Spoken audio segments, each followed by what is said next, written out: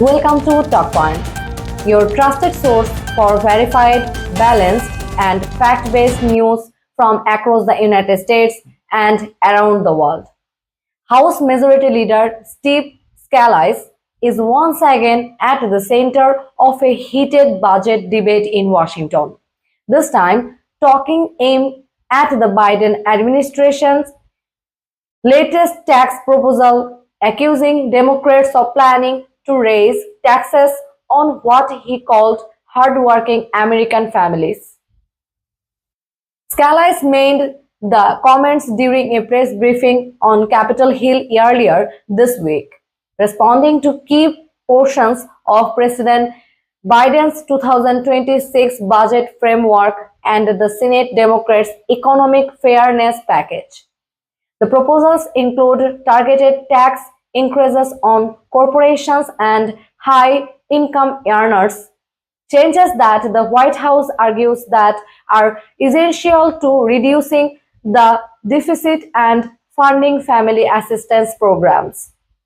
According to verified reports from Reuters and the Associated Press, the Biden plan calls for raising the corporate tax rate from 21 to 28% and restoring the top marginal income tax rate to 39.6% for individuals earning over $4 lakh per year. Administration officials emphasized that no one making less than that amount would see a direct increase in federal income taxes. Democrats say the additional revenue would be used to support child care subsidies, affordable housing initiatives, Medicare expansion, and deficits reduction efforts. In their view, the plan closes loopholes that have allowed wealthy individuals and major corporations to pay disproportionately low taxes compared to working families.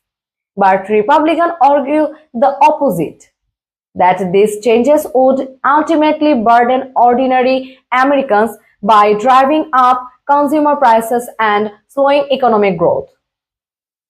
Scalise warned that rising taxes on energy producers and small businesses would increase costs for families already facing high inflation. When Democrats raise taxes on business that power our economy, Scalise said, those costs don't stay in Washington. They are passed down to working families through higher prices on gas, groceries, and everyday goods. The GOP is instead pushing for permanent extension of the 2017 Tax Cuts and Jobs Act, arguing that keeping lower tax rates will promote investment and job growth. House Republicans also want to impose sticker spending caps to reduce the deficit without raising taxes. Democrats counter that the Republican plan favors large corporations and high-income households while neglecting middle-class relief. Senate Finance Chair Ron Wyden said that the Democratic proposal ensures fairness and adding that no one earning under $4 lakh will pay a penny more in taxes. He emphasized that the reforms simply require the wealthiest to contribute more while spending credits for working families. Of course, non-partisan budget experts from the Congressional Budget Office and the Brookings Institution say the truth lies somewhere in between. Their analysis show that the Democratic tax increases would have little to no direct effect on the majority of households, though some costs could trickle down indirectly through higher prices in certain sectors. Economists at Moody's Analytics and Bloomberg Economics project that the Biden plan could generate more than $2 trillion in new revenue over the next decade while maintaining steady long-term growth. Conservative think tanks such as the Tax Foundation caution that the plan could modestly reduce overall business investment but describe the potential economic impact as limited. As of this week, negotiations are still underway. The House and Senate are advancing separate budget outlines, with Republicans in control of the House pushing their alternative and Democrats leading office efforts in the Senate to secure a compromise.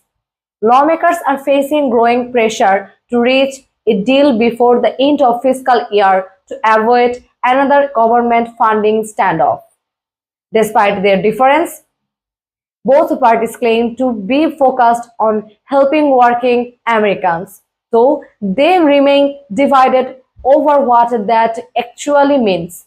The debate underscores the ongoing struggle in Washington to balance economic growth, fiscal responsibility, and social investment.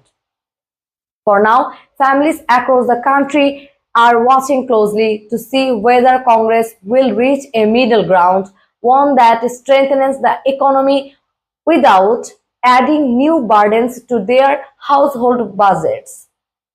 This is Talkpoint, bringing you verified, fact-based coverage of US politics, fiscal policy, and the stories shaping America's economic future. Stay informed, stay engaged, and subscribe for the continuing updates from across the nation.